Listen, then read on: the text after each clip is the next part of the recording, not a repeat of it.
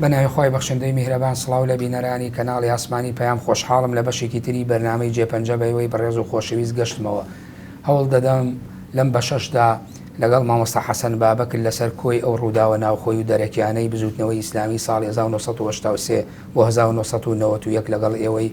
بەڕێز بەردەوام بن و ئەو ڕووداوانەی کە لە ناو کتێبی هەوراز و نشێودا نووسراوە بە شێوەیەکی کردەی یاخود بە شێوەیەکی واقعی لە زاری مامۆستا حەسەنەوە بە ئێوەی بگوازینەوە. مامۆستا حەسەن خۆشحاڵ بووم دیسانەوە کە لە بەشکتری بەرنامەکە ئامادە بوویت. بەخێر بێ خۆسەر چاوە منیش خۆشحاڵم. سپاس دەکەم. لە بەشی دووەمە تا ڕادەیەک باسی هەندێک سەرەتای دروستبوونی ناکۆچیمان کرد کە لە ناو بزوتنەوە دروست بووە تۆش لە کتێبەکەت باست کردووە بە تایبەتی باس لە کۆبوونەوەیەکی گشتیەکەی کە ئێوە لە 27 نۆی ساڵی 1970 لە سەقس کردوتانە کۆبوونەوەیکی فراوان باسەکەی ئەو کۆبوونەوەی بەمە بەسی چی بوو؟ بەڵێ وڵاو کۆبوونەوە طبێ دوای ئەوە هات کە ئێمە لە منطقەی قەڵاتوکان و قەندیلەوە ئاوارە بووین نەماین لەوێ و هێزەکانی دیکەش بە هەمان شێوە هەموو لایەنەکان دیارە لە سەرکردایەتی جنابی مامۆستا عوسمان وەکو ڕابەری گشتی و لە سەرکردایەتی ئەو برانی کە لە سنەندەج بوون بڕیارەندا بوو کە کۆبوونەوەیەکی لەو شێوەیە بکرێ بەڵام لە سەرەتاوە بە ئێمەیان نەگوت بووە بە هێزی شافعیشیان نەگوت بوو کە ئەویش هێزێکی ڕئیسی بوون لە منطقەی خۆشناوەتی و دوای ئەوانش گەڕابوونەوە ناو خاکی ئێران بۆیە ئێمە بڕیارماندا نەچین بۆ کۆبوونەوەکە بەشدار نەبین. دواتر جنابی مامۆستا شێخ محەممەد نامەیەکی نرد و داوای لە مامۆستا عەلی کرد چۆنێک بێت بەشدار بێ باشە بۆی باسێکی داهاتووی بزوتنەوەی ئیسلامی بکرێ و چ بکرێ و چ نەکرێ بەرنامەیەک دابدرێت. ئەو بوو بۆ ڕۆژی داهاتوو چوین لە کۆبنەوەیەکی فراواندا چوون ئێمە تقریبن ئەوانەی ئەندامی هێز بوون زیاتر 4-5 کەسمان چوین لە هێزی حەمزە و لە هێزی شافعی چەند کەسێک هات لە هێزەکانی دیکە و ئۆرگانەکانی دیکەش بە هەمان شێوە خەڵکی لێبوو هات بوون ئامادەی دانیشتەکە بوون. دانیشتەکە بڕاستی یعنی کۆنگرە نەبوو کۆنفرانس نەبوو هەر کۆبوونەوەیەکی فراوان بوو. ئێمە چاوەڕامە ئێوەمان دەکرد کە سەرخۆشیمان لێ بکەن بڵێن لە شەڕی قەڵاتەکان 4 پێشکەمەکەمان شەید بۆ ماندوونەوە هاتوونەوە سوپاسانەکەی دەستان خۆشی بەڵام ئەو شتانە نەبوو بۆیە بەزەیمان تۆزێک بۆ خۆمان داهات بەهەرحاڵ دواتر ئەوە بۆ نەبوو مامۆستا یانی یان لە بیریان نەبووە یا خۆت بڵێم چی نازانم دەبوو وەکو دڵخۆشکردنێکی پێشمەرگەکان ئەوە بووبووە. بەهەرحاڵ دواتر هەرێک لە ڕابەری گشتی و ئەندامانی مەکتەبی سیاسی دووسەیەکیان وتاریاندا مامۆستا عەلی باپیریش بە هەمان شێوە وتاری هەبوو بەڵام بەڕاستی یعنی لە ناو وتارەکاندا جۆرە تێگەیشتنێکی جیاواز هەبوو ینی بۆ جیهاد و بۆ بەرانگاربوونەوە بۆ خەباتی بزنەوەی ئیسلامی ئەوە ئێمە بە شێوەیەک لە مەسەلەکانمان دەڕوانی جەماعەتی دیکەش جەماعەتێکی دیکەش بە شێوەیەکی تر بۆیە لە نێو کۆبوونەوەکەدا بەڕاستی لە هەموو قسان متتەفیق نەبووین نەگەیشتین. یعنی جیاوازی بیرروڕاتان منهەجی بوو بۆ ئیش و کار قسەی خۆمان بە ئێمە دەماوت گلەیمان ئەوە بوو کە قیادە دەبێت نزیک بێ لە قەواعید نزیک بێ لە خەڵکەکەی خۆی لە پێشمەرگەکانی ئاگای لێبن لەگەڵ خەم و معاناتی و ئێشوژانەکانیان بەشدار بێت بەشداری بکە هیچی کەمان نەبوو یعنی هیچ بۆ قیادەی بزوتنەوە دوور بوون لە قەواعید خۆی مشکلەکە ئەوە بوو ینی شوێنێک نەبوو کە لی کۆبنەوە وەکو قیادە بەڵکو هەموو ماڵەکانیان زۆربیان لە سنە بوون دەوامەکەشیان هەر لەو شارە بوو ینی تۆ لە وەزەکە دووەتانیش بێنەکوێ وڵای ئێمە دەماوێت بێن سەر سنوورەکان لە شوێنێکمان هەبێ باشە هەرچەندە لایەنەکانی دیکەش ناچار بوو وەک جاران نەمابوون بەڵام ئەوان شوێنی تایبەتیان هەبوو مەسەڵەن یەکێتی پارتی سۆشیالیست لەسەر سنوورەکان. بەڵام مامۆستا حەسەن خۆت ئەزانی لە دوای هێرشەکانی ئەنفال ئیتر حیزبی بەعەس هێزە کوردیەکانی ناومێت کرد وەکو خۆشت باسیەکەی تەنانەت لە قەندیلیش ئێوە چوون بەو دیوە یعنی هیچ هێزێ نەما سەرکردایەتی بزوتنەوە لە سنە بۆ کوێ بچێتە ناو قەواعیدی خۆی کوێی هەبوو بچێت مامۆستا ئارام سەرکردایەتی یەکێتی لە قاسمە ڕەش بوو سەر سرور بوو سەرکردایەتی پارتی خۆ هەموو جەماوەری یەکێتی لەوێ کۆ نەبوو نەوایە بەڵام قواد و بڵێ قایدەکانی عسکەری و خەڵکێکی دیکە ئەوان تەجروبەیان زیاتر بوو لە هێندێک مەسەلەدا خۆ شتێکی ئاعتیادیشە خەڵکێک تەجروبەی لە من زیاتر بێ من ئیستیفادە لە تەجروبەی ئەو بکەم الحکمة ضالة المؤمن بەرحاڵ ینی کۆبوونەوەی سەقز کۆبوونەوەیەک بوو بۆ نهێشتنی هێندێک مشکیلە و ئامادەکردن و دیاریکردنی هێندێک شوێن بۆ ئەو کاتانە ناکۆچیەکان سەریانە الله بوو نا بۆ شێوەیە نەبوو دیاریکردنی هێندێک شوێن بۆ هێزانێک هاتوونەوە بۆ ناو خاکی ئێرانەوە ئەو دوایش ئەو شوێنانە ئەو ڕێکەوتن بەسە سەر هەندێک شدوانە بوو بەڵێ ڕێککەوتن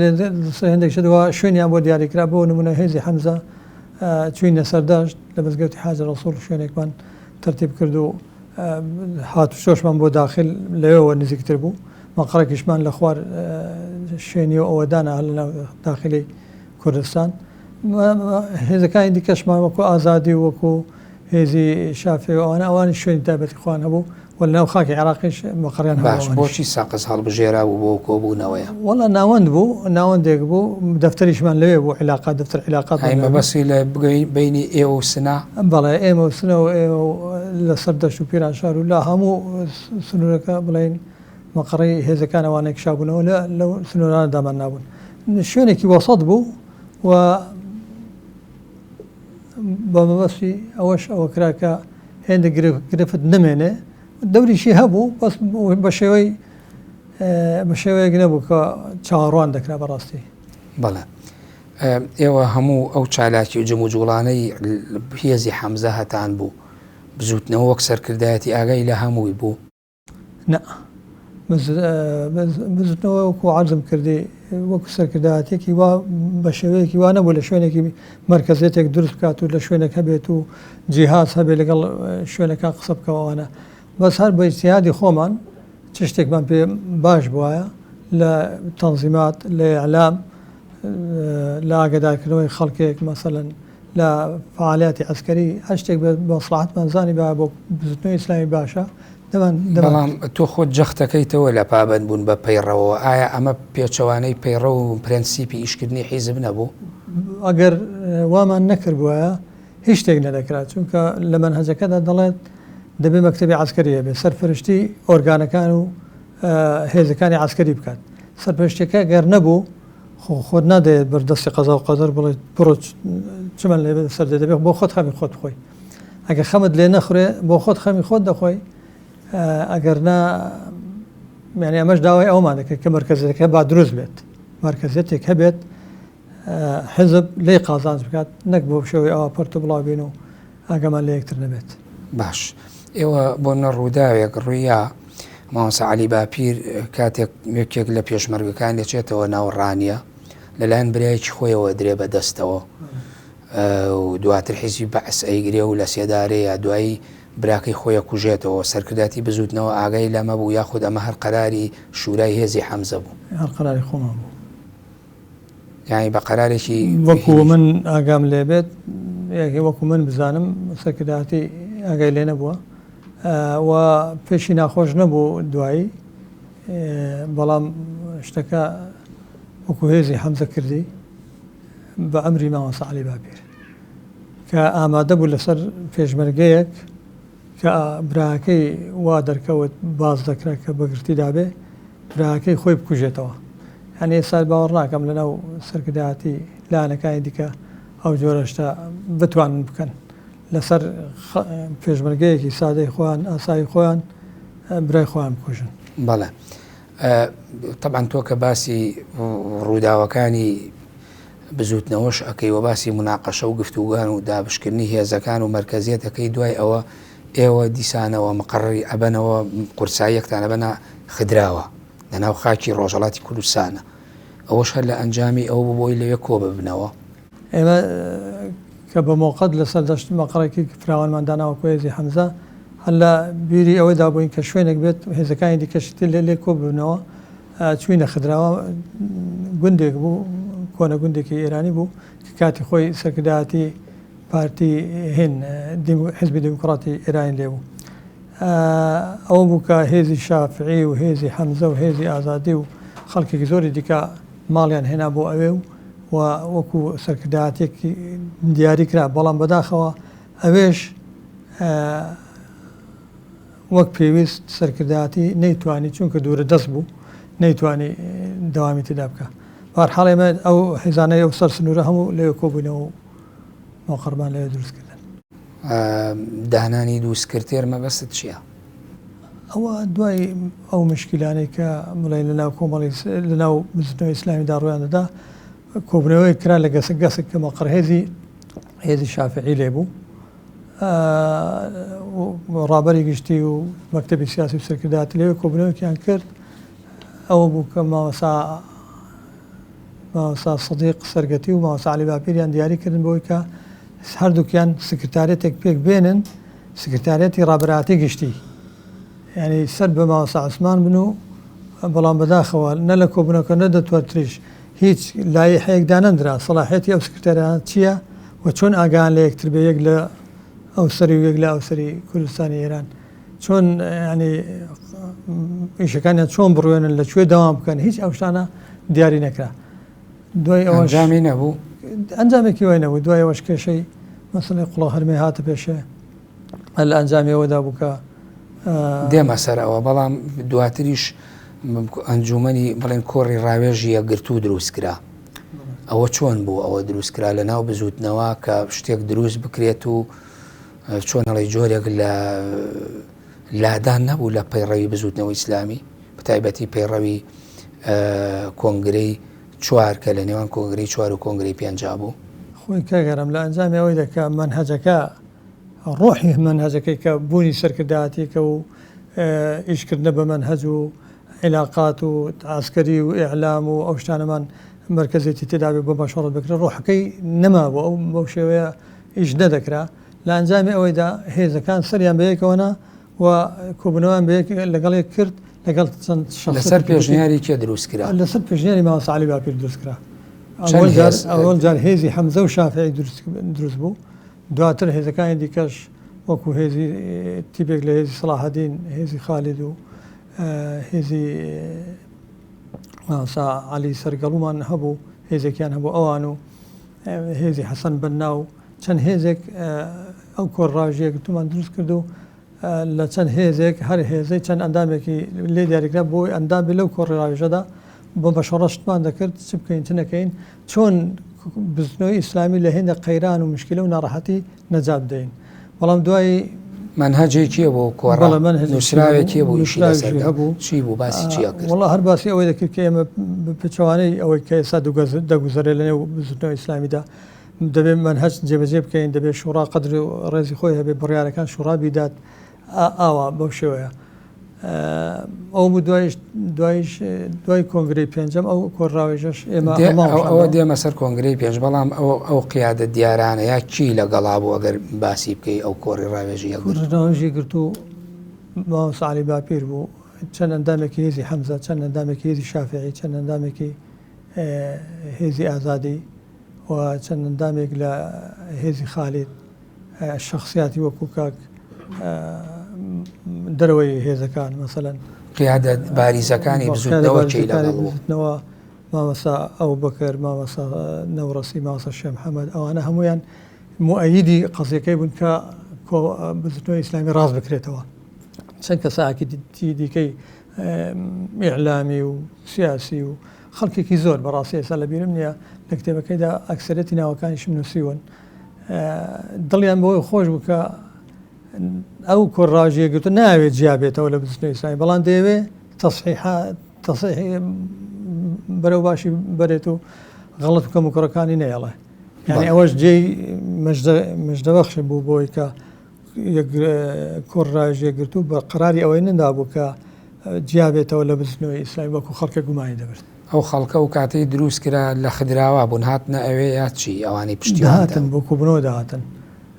وەکی کەش ئاگامان لێک بوو لە ڕێگەی تەلەفۆنەوە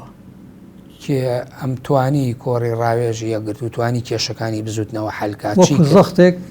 توانی شتێک بکات بەوەی کە زیاتر هێندێک کە زیاتر بەخۆی دابێتەوە و لە کۆنگرەی پێنجەمیشدا دوای کۆنگرە ئێمە وەکو دەرخستنی نێتی پاکی خۆمان کۆتاییمان بە ئەو جۆرە ئیشەیە و لە دوای کۆنگرەوە کۆڕراوێژێگرتوونەمە. هەڵوێستی ڕابەرایەتی و سەرکردایەتی بزوتنەوە ئەوانی ترچی بووانی لە ئەوان پیان ناخۆش بوو وان حساب دەکرد کە ئێمە تێک دەرین، ئێمە سەمع تاعامان نییە، ئێمە شتێک دەکەین کە لە مەسلحەتی مزوتۆ ئیسلامی نیە، ئێمەش بە هەمان شێوە نەماگوت نەخێر ئێمە دەتوانین بەرەو پێشی بەرین و کەم و کوڕەکان نەهێڵین. لە ئەنجام ئەوەدا ئەو جۆرە ساردیە لە بینی ئێمە ئەوان وەکو دوو ئیتجا و فکرە لە نێو یەک حزبدا پێدا و بەڵام سوپات بۆ خۆی گەورە نەگەیشت حەدی ئەوەی کە لێکترازان و بڵێن ئێلانکردنیش دروێت و کۆنگرەی 5 کۆتایی بەشتەکە. بەڵام کەشێکی نائاسایی هەر لە نێوانتانە کەشی نائاسایی هەبوو، بەس یعنی ئەوەش باش بوو کە لەو حاڵتەدا شتەکە نەگەیشتە تەفرەقە و لێک جیابوونەوە. باش ئێوە وابزانم تۆ لە شوێنێکا باسەکەی لە خەڵکی تر لەگەڵ جیابوونەوە بوو، بەڵام ئەڵەی مامۆستا عەلی باپیر لەگەڵ جیابوونەوە نەبوو، لەگەڵ مانەوە بوو. بەڵێ یعنی یەکێک لەوانەیە کە دەیگوت ئەمن یەکێک لەوانە بووم کە زۆر جار لەگەڵ مامۆستا عەلی قسەم کردە دەمگوت مادام پرس و مەشوەڕتمان بەیەکەوە نییە و حساب بۆ یەکتر ناکەین لە علاقاتماندا، لە مالیەماندا، لە لانی عسکەریماندا، هەروە باشە ئیشەکەمان جیا بکەینەوە و هەر کەسە بۆ خۆی ئیشی خۆی بکات. بەڵام یەکێک لەوانەیە کە ناڕازی بوو بۆی کە ئەو کاتی جیابوونەوە ببێت بەڕاستی مامۆستا عەلی باپیر بوو. بەڵێ ئێوە دوای ئەوەش خۆ کۆنگرەی پێنجەکردن لە دزڵی لە 11ی 1990 کۆنگرەکەی دزڵیش هەمان چۆنەڵی سیناریو و تایپ و مۆدێلی ڕابردوو و یا کۆتایی بە کێشەکانیانە. بەخوا باش بوو، بەڵام کۆتاییش نەهات بە کێشەکان، بەس ئەو بوو ئینتیفاضە. چی کرا جێگەی دڵخۆشی بێ کە خەڵک ئومێدێکی هەبێتەوە کە ئەو بزوتنەوەیە تەجاوزی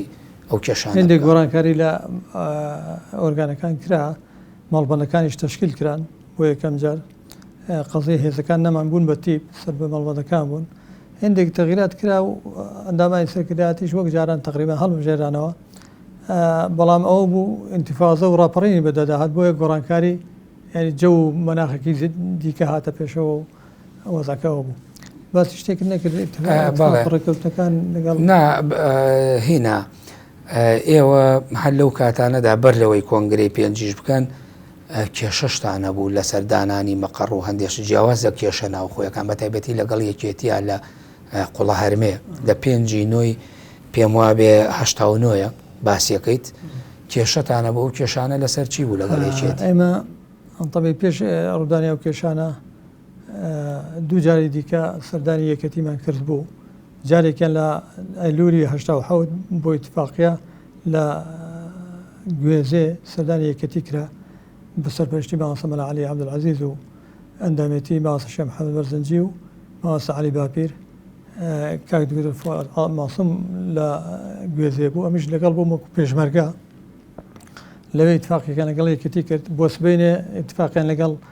سۆشیالیست کرد لە کاولان، دواتریش ئیتفاقێک لەگەڵ پارتی کرا. ئەوانە مەژدە بەخش بوون لە ڕووی ئەوەی کە بتوان لە بزنەوەی ئیسلامی ئیشی خۆی زیاتر بە حۆڕیەت بکات لە داخلی کوردستانیش. بەڵام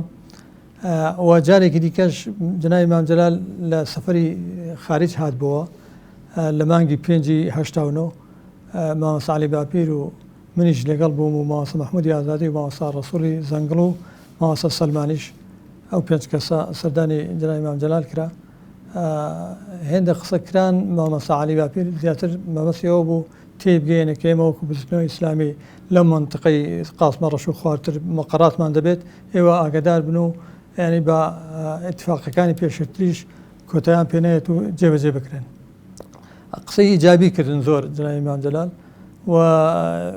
وتی جوڵانەوەی ئیسلامی شتێکی باشە هەبێت، ئەمن تەیید دەکەم و سوپاسان دەکەین و بەڵام وەرن بۆ ناو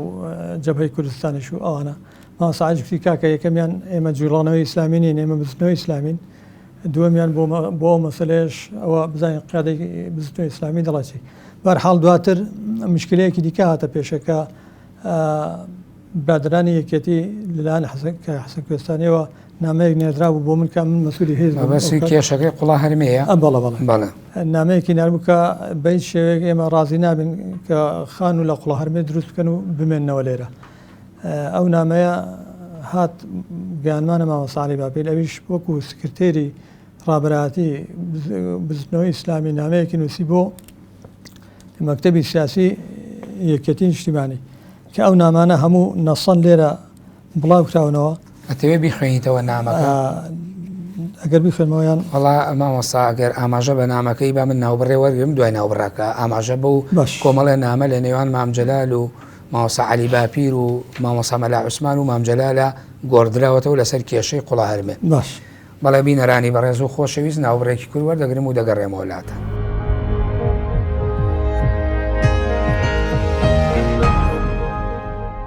بسم الله. مامۆستا بەر لە ناوبڕەکە باسی کێشەکەی قوڵا هەرمێمان کرد، ئێوە کێشتان هەبوو لەگەڵ یەکێتیە، کۆمەڵە نامە و نامەکاری هەبوو، نامەگۆڕینەوە هەبوو لە نێوانی مامۆستا عەلی باپیر و مام جەلالە و لە نێوانی مامۆستا مەلا عوسمان و مام جەلالە. ئەو نامانە پێم وابێ لە کتێبەکەتە ئاماژەیان پێکراوە، دەقی نامەکانیش بڵاو کراوەتەوە. بەڵێ وە سەرەتای مشکلەکە لەوە بوو کە کاک حەسەن کوێستانی بەندامی سەکردایەتی یەکێتی بوو، مەسئولی تیپەکانی ئەو مەنتیقەی شوێنێەوە بوو. نامەیەکی بۆ من نووسی بوو کە ئێوە وەکو بزنەوەی ئیسلامی مەقەرتان لە مەنتیقەی قوڵا هەرمەیە بەس بۆتان نییە کە هیچ خانوو دروستکەن خانوو ئێمە بەنیاز بوو خانووێک دروستکەین بۆ زستانش لێ بمێنەوە. بەڵێ طبێ ئەو نامەیان ناربوو بۆ مەقەڕەکەی خۆمان، من لەوێ نەبووم لە خدراوا بووم، دوو پێشمەرگە نامەکەیان هێنا بۆ خدراوا بۆ لای مامۆستا عەلی باپیری کاوە کە حەسەن کوێستانی شتێکی ئەوان نووسیوە بۆ نووسیوەتی بۆتان نییە کە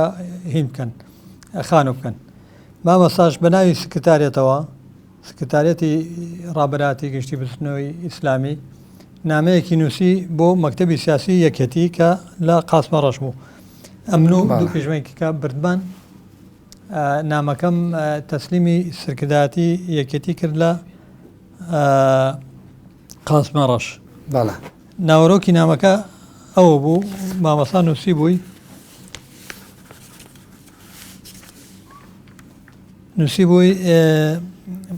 وما لكم لا تقاتلون في سبيل الله والمستضعفين بۆ نووسینگەی سیاسی یەکێتی نیشتیمانی سڵاوێک شۆڕژگەڕانەی گەرم. دوای هەواڵپرسین و هیوای سەرکەوتن و خۆراگری و پشت و درێژی ئاگادارتان دەکەینەوە کە برادەرێکتان بەناوی کا حەسەن کوێستانی لە ڕۆژی 4/9/89 نامەیەکی بۆ فەرماندەی هێزی حەمزە کا حەسەن بابەکر نردووە و تێیدا داوای لەناو براو کردووە کە ئەگەر بگونجێ لە ناوچەی قوڵا هەرمێ بنکە دروست نەکەن لەبەر پێداویستی خۆیان. هەڵبەتە ئێمە ئەو هەڵوێستەمان لا سەیرە، چونکە کاتی خۆی کە ئەو هێزانە بنکیان لەو ناوچانە بنێت ناوە بە ئاگداری و پێخۆشحاڵی ئێوە و هێزە سیاسەکانی دیکەش بووە و ئێمە بە پێویستی زین لەو ناوچەیە هەبین و 4-5 بانگی شەدەوێ نیشتەجێین و تازە نەچوین. لە ئاخیردا مامۆستا عەلی نووسی بووی وەسەلام عەلا مەن اتەبع الهودا. ئیمزا عەلی باپیر. ئەو وەسەلام عەلا مەن اتەبع الهودا کێشەی دروست نەکرد. بەڵێ ینی مام جەلال کە نامەکەی دیبوو طبیعی ئەمە بردمان نامەکەمان تەسلیمی لە قاسمە ڕەش تەسلیمی مەکتەبی سیاسی کرد. تۆ بردت؟ بەڵێ ئەم بردم کە تەسلیمی مام جەلالیان کردبوو لەوێ بە هەمووی ینی دەدەقەی نەبرد یەکسەر ئەو شتەی لەسەر نووسی بۆ لەسەر عینی نامە، چونکە زۆر ناشرین نووسراوە باوەڕ ناکەین یەکەم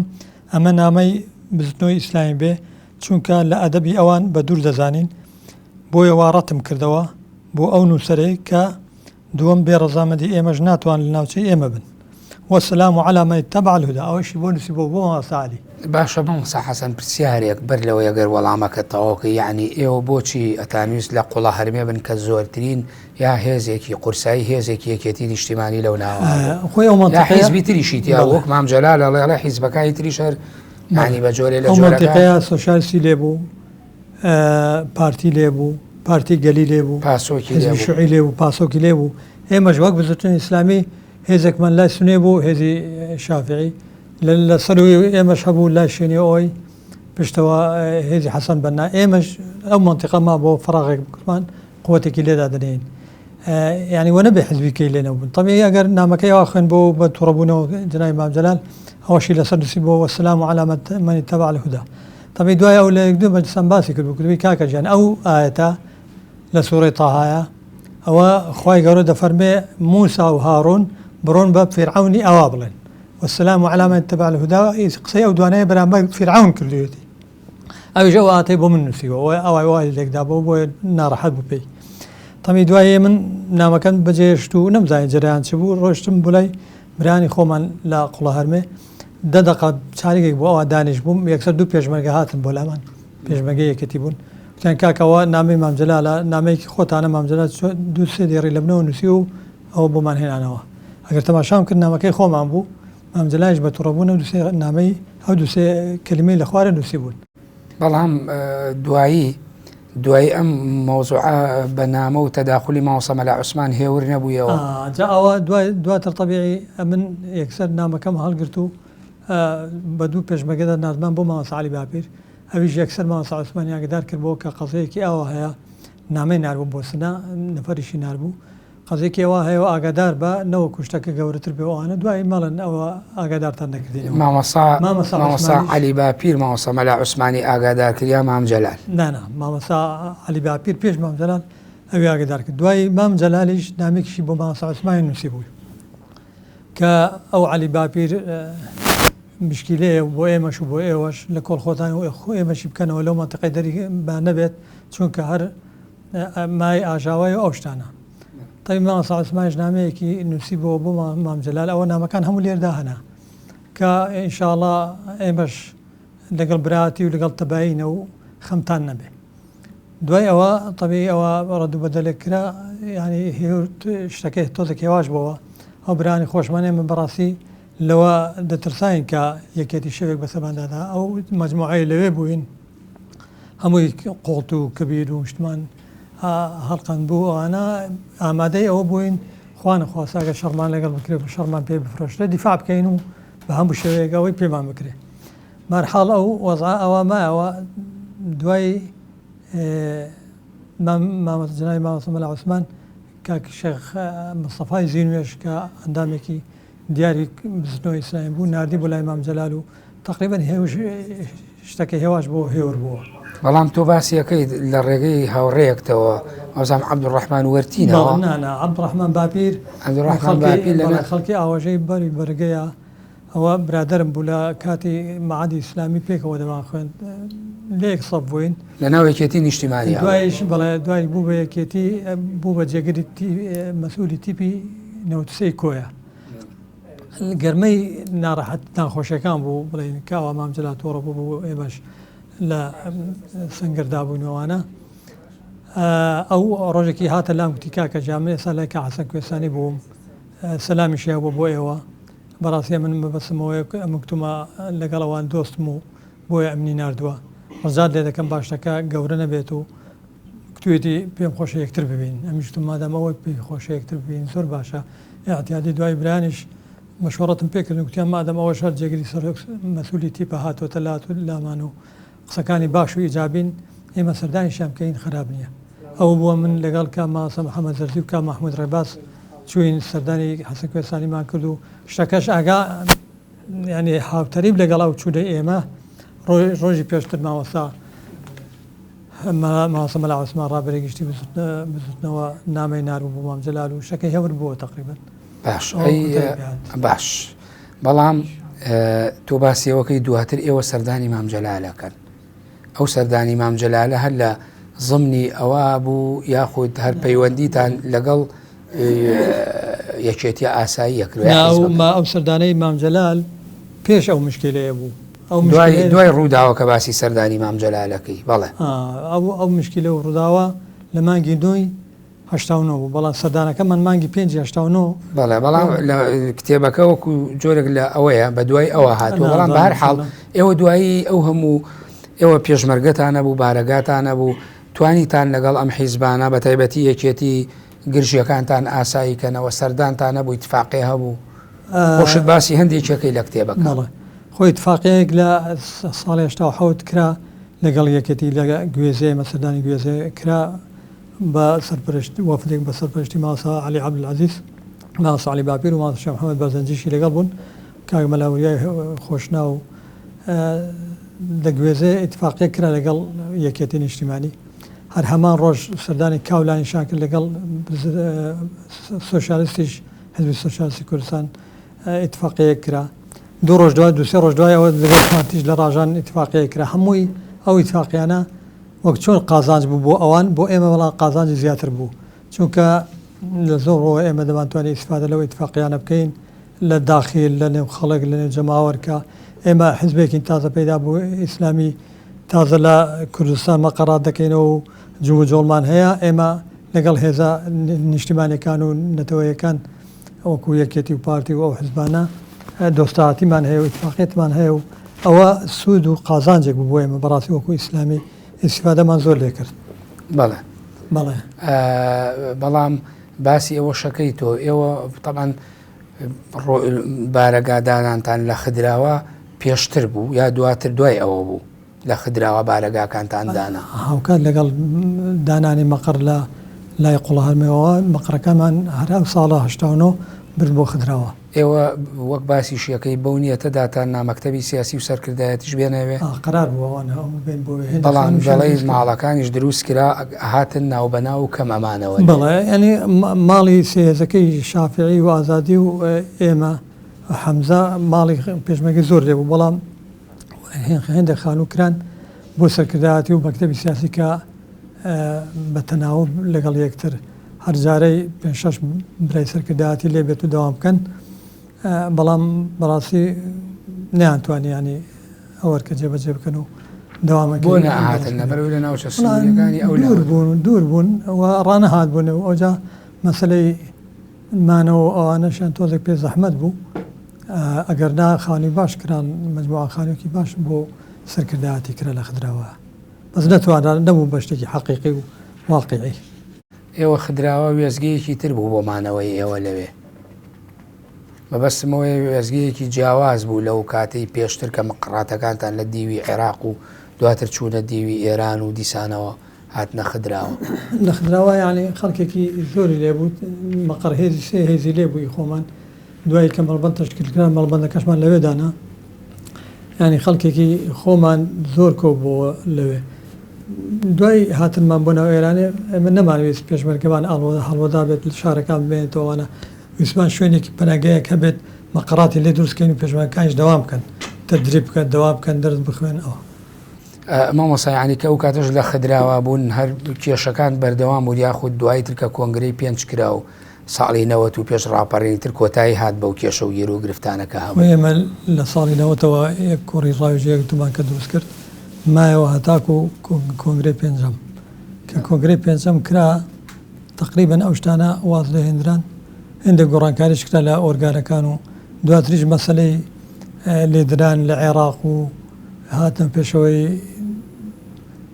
مزاهرات و ئەوانە هاتە پێش ئەنجا وەزعێکی دی هات پێشەوە ئەمە کە داخلی شارەکان بووین بە نەوعێکی دیکە تەعاملمان لەگەڵ یەکتر کرد. ئەو هێندێک مەسەلە هەبوو ناکۆکی بەڕاستی چاوی لێ پۆشتە و نەمانەوە ناکۆکیان. بەڵێ لە کۆتایی کە بەر لەوەی بگەیتە سەر ئەلبوو میوێنەکان لە کتێبەکە ئاماژە بە کۆمەڵە شتی گرنگەکەی باسی داستانی دۆڵە ڕووتەکەی شەهیدانی سەرگەت و شەهیدانی هەولێر کۆمەڵێک شەهید هەبووە لە هەولێر ئەوانەی بزوتنەوە بە شێوەیەکی گشتی پێشی ڕاپەڕینەوە ڕووداوانە ڕویانەوەگە بکرێ ئەو ڕووداوانە وەک لە کتێبەکە نووسیوتە بۆ بینەرانیش باسییان بکەی و ڕووداوانە چۆن ڕویاندا و لەکوێ بوون و لە نووسی ئەو کۆمەڵە شەهیدانەدا من بەسمەوە وەکە وەک چۆن تاکتاگێمە خەڵکمان لێ شەهید بۆ بە کۆمەڵی شەهیدمان داوە. بۆ نمونە لە دۆڵەڕۆت هێزی حەسەن بە ناچەند شەهیدێکمان هەبوو لە کاری و چالاکێکی سەربازیدا لەگەڵ حکوومەت لە قەڵاتەکان ساڵی 1990 بەڵێ لە قەڵاتەکان لە 1970 چوار شەهیدمان بەیەکەوەدا لە هەولێر ماسە محەممەدی کونەفلوسە و دکتۆر خاڵس و لە حاجی منەوەر و جەماعەتەکەی ئەدام کراون بە کۆمەڵ لە خورماڵ ئاری و جیهاد و نەوزادیش بەڵێ لە هەولێر لە خورماڵ هێزی سڵاحەدین مامەسە بە شێخ کە لەگە خۆی و چەند براکی دیکە لەگەڵ نەویش کۆمەڵە پێشمەرگەیەکی جێربەزە و ئازا و دلێر بوون. ئەوە تقریبا شەهیدانی دۆڵە شەهیدانی دێگەڵ گوندی دێگەڵ ئەویش مەجموعە سێ برامان شەهید بوون بەیەکەوە. هەر مەبەستمەوە ئەوە بەگوێی خەڵکدا بدەین کە ئیسلامیەکانیش لە شەهیددان و خۆ گیان فیداکردن و دیفاعکردن لە میلەت و خەڵکی مسلمانی کوردستان درێغیان نەکردووە بە تاکتاک و بە کۆمەڵشەیت شەیدیان داوە و بەردەوامیژە بە هەر کاتێک کە هەر شتێک پێویست بکات بۆ سەر و گیان ئامادەن بەخت بکەن مەبەستمەوەیە بیر خەڵکێکی بینەوە کە ئەوە واقعانە بوون لە نێو بزنەوەی ئیسلامی و بزنەوەی پەیوەندی ئیسلامیدا. بەڵێ مامۆستا هەرچەوتم من ماوەی بەرنامەکەم تەواو بێ بەڵام تۆ باسی لە کتێبەکە بەشێکی باسی کۆسپەکانی بەردەم گەشەکردنی بزوتنەوەی ئیسلامی ئەەکەی بە شێوەیەکی گشتی حەزەکەم تۆ لەبەروی هەم پێشتریش سەرکردەیەک بووی و ڕۆڵی مەدانیت هەبووە لە ناو ڕووداوەکانی بزوتنەوە و یەکبوون و کۆمەڵیش بە بڕوای تۆ ئەو کۆسپانەی کە لە بەردەم بزوتنەوە بووکڵین بزوتنەوە مەبەستم بە شێوە فراوانە کە هێزە جیهادیە چەکداریەکە و ئێستش کە هەم بە و بزوتنەوەی ئێستاشەوەی هەم بە کۆمەڵیشەوە چەکیاندانا و بێچەکن ئەو گرفتانە بە بڕای تۆ هەر بەردەوام نییە بەشێکی زۆریان ئەو کات بە شێوەیەک بەردەوام بوون کە دژی بزوتنەوەی چەکداری داکرد دژاتیان دەکرد کاتێککە بوودا گوت ئیسلامیەکان دیارنێن چەک هەڵ ناگرن دوای کە چەکمان هەڵگرت و چەکمان پێ بوو دیفاعمان دەکردیان گوت ئەوانە دەیانەوە ئیسلام بەکاربێنن بۆ منسەب و پلوپای خوان ئەگەر نا ئیسلام لەکوێ و چەک لەکوێ ئەوە ینی ئەوە بەڵام ئێستا بە شێوەیەکی دیکە قسە دەکەم بە شێوەیەکی دیکە چکە زرفێکی دیکەیەک ئیسلامیەکان لە کوردستان چەکدار نێت وەکو بێلیشیا چەکیان پێ بێەوانە لە سەنگەری دیکەوە تەقەمان لێ دەکەن بە ڕێگەی دیکەوە بۆمان دێن بەڵێ ئەو بربەست و لەمپەرانە هەر هەن کە پێشتر هەبوون ئێستا شار هەن بەڵام بەناوەیەکی دیکە و بەجیاوازەوە بەڵام بە بڕای تو هەر لە ناو خۆشە ئیسلامیەکان پێویستیان بە چاکسازی نییە لەناو خۆماندا پێویستمان نییە ینی خۆشی بێ باسی بکە ئێمە پێویستە بە خۆماندا بچینەوە ڕەخنە لە خۆمان بگرین ئامادەبێ ڕەخنەمان لێ بگیرێ دۆستان و خۆشەویستان و لێکولی مەقامی مەقال یعنی بۆ هەر قۆناغا شێوازی کارکردنێکی تایبەتی دەوێت هەنگاونانی تایبەتی دەوێت بە تایبەتی لەم عەسر و زەمانەدا دەبێت زۆر ورد بین و دەوروبەری خۆشمان بناسین دۆست و دژمنی خۆمان بناسین ئەگەر نا ئیسلامی نەکەر ئیسلامی هەر حڕەکەیەک هەر جۆڵێکی حەق دروست دەبێت و دێتە ساحەوە خەڵکێک دژاتی دەکات و لە هەموو قۆناغەکاندا دەیەوێت بە هەر جارە با شێوەیەک لەبەر بەڵام باشتری وایە خۆت ئیسلامیەکان خۆیان بە خۆیان هاپچنەوەی چە و کێشانەی تۆ باسیەکەی ساڵانی هەشتاکانە بووە بەشێکشی درێژکراوەتەوە ئێستش هەیە هەم لە ناو خۆیان بۆ دەوروبەری خۆیان چاگەرم هەمە خۆمان دانەچینەوە خۆمان چاک نەکەین دوژمنانەوەیان دەوێت ئەویان دەوێت کە ناحەزان کە ئێمە بەچی خۆمان ڕابوەستین چۆکە ئینسانەکە نەچوو بۆ پێشەوە ڕاوەستاوی ینی گەڕانەوە بەرەو دواوە ئەگەر خۆمان باش نەکەین و چاک نەکەین سوود لە ڕابردوو وەرنەگرین لە غەڵەتەکانی خۆمان و غەڵەتی خەڵکیش نەبینین ئەوە بەڕاستی نەمان بردوێتەوە تێشکاوین. مامۆستا عەلی باپی لە ڕابردووە کتێبێکی نووسی بە ناوی دەرد و دەرمانی بزوتنەوەی ئیسلامی یعنی ئەو کتێبە کاتێک کە ئەی خوێنیتەوە هەستەکەیت هەندێک لەو دەردانە هەر تا ئێستش بەردەوامەوە پێویستی بە هەمان دەرمانیشەیە کە خۆی لە کتێبەکە دەبێت بەکاربێنین هەمان دەرمانی بەکاربێنین یان دەبێت شتێکی دیکە بنەوەیەکی دیکە بنووسینەوە و خەڵکی خۆمان تێبێنین ئەگەر نا دەرد ئەگەر هەبوو دەربانی دەبێت بەکاربێنی جا دەربانەکە کۆن گیرا بێتەوەیان تازە میهمەوە ئەکسپار نەبوو بێ. باش سپاس ماوەسامەوێ من ماوەی بەرنامەکەش تەواو بوو ئەمەوێ ئەگەر شتێکی خۆش لە سەردەمی شۆڕشا ئەو ڕووداوانە ڕویان داوە لە دەرەوە ڕووداوێ ڕوویا بێ حەسکەی لە چەندێ شوێنە کۆمەڵی ڕوودا و باسەکەیت ئەڵێ چەند شتێکی وێزگەیەکی جیاواز باسەکەی لە ناو کتێبەکە تا هەندێک ڕوودا و ناونیشانت بۆ دانە ناون ئەگەر ڕووداوێکی کاریگەر هەبێ جاری وایە هەم ڕووداوەکە شادی هێنە هەم خەم هێنە یانێگە شتێک باسکەیت کە لە زیهنتا هەرشتێکی خۆش ئێمە لە هەشتاونەوە لە سەردەشت مەقەرمان لە مزگەوتی حاجی ڕەسوڵڵا بوو لەوێ کۆمەڵە فەقەیەکی لێ بوو مزگەوتەکە شەوێکی بۆ نوێژی عیشاگەر چوین جەماعەت بکەین لەنێو مزگەوت فەقەیەکان داری وشکیان زۆر لە نێو سۆبەی هاویش بوو گڕیاندا بوو هاتیشن بۆ جەماعەتێ بکەن سۆبەکەیان ئەوە بەجێش بوو لەناو جەماعەتێدا بۆ ئیمام عەلی باپیر ئیمام بوو ئیمامی جەماعەتی بۆ دەکردین دووکەڵ هاتە ناو ژوورێ لە ژووری فەقییان سەری مزگەوتەکەی دار و حەسیر بوو گڕی گر بوو مامەسا عەلیش سوورەتی بڕوجی دەخوێت النار ذات الوقود إذ هم عليها قعود خەڵک کەوتە کۆخە کۆخ و لە کاتی دووکەڵەکە کاتی نوێژەکەیدا هەموو قەناعەت ماوە و ماوەسا نوێژەکەی دەبڕە نەیبڕی سوورەتەکەش گوتمان سوورەتێکی درێژە بۆ نشی هەموو نش نەخوێنێ احتیادێ هەمووی هەر خوێن وڵا تا و کاتی ئەو لە ڕکعەتی دووەم و سێم بووە یعنی ژوورەکە پڕ بوو لە دووکەڵ بە پەلە دوای نوێژەکە تەواو کرا و سەلامی دایەوە مامەسا و خەڵکە بە کۆخە کۆخ هەموو چۆ دەرێ جاو النار ذات الوقود دەخوێندەوە و ئاگرەکەش وردەوە لە بۆمان داهات دووکەڵ و ئاگر و بەڵێ ڕووداوێکی تری کورد باسەکەی ئەوەی سەیتەرەکە ئەوەی کە عومەری سایەخ کە جارێکی لەگەڵ برایەکمان ساقی توێتەکەما بوو چوین بۆ سەردانی مەقڕێکمان لە دیوی عێراقێ لێ ئەمە لە دیوی ئێرانە بۆین دەچوونی ئەو دیوی عێراق چوین سەردانمان کردو لە کاتی گەڕانەوەیدا سەیتەرە ئێرانەکان ڕاگرتینەوە دەبێ هەویان پێشان دەینویان ئیجازەی ڕۆیشتن و هاتوچون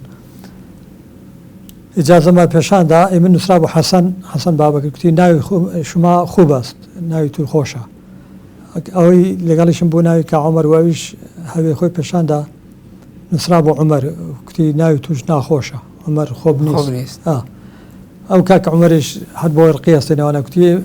قبل نامی من عەلی بوو بەدڵ کردم بە عومەر ئەمە ناوم عەلی بوو بەڵام کردوەتە عومەر لە هەر بۆی ڕقیەستێت وەڵای کابرا زۆری پێ ناخۆش بوو بەڵام کوتی بڕۆ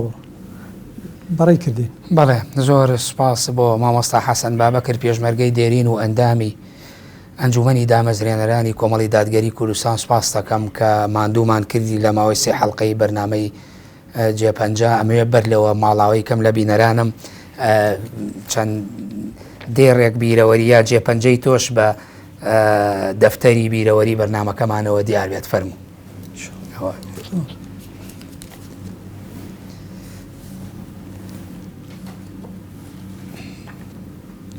بەڵێ بینەرانی بەڕێز و خۆشەویست بەم شێوەیە هاتمە کۆتایی حەڵقەی سێمی بەرنامەی جێپەنجە لەگەڵ مامۆستا حەسەن بابەکر تا بەرنامەیەکی تر و لەگەڵ کەسایەتێکی تر بەخوای گەورە و میهرەبانتان دەست پێرم کاتێکی خۆش بۆ هەموو لایەک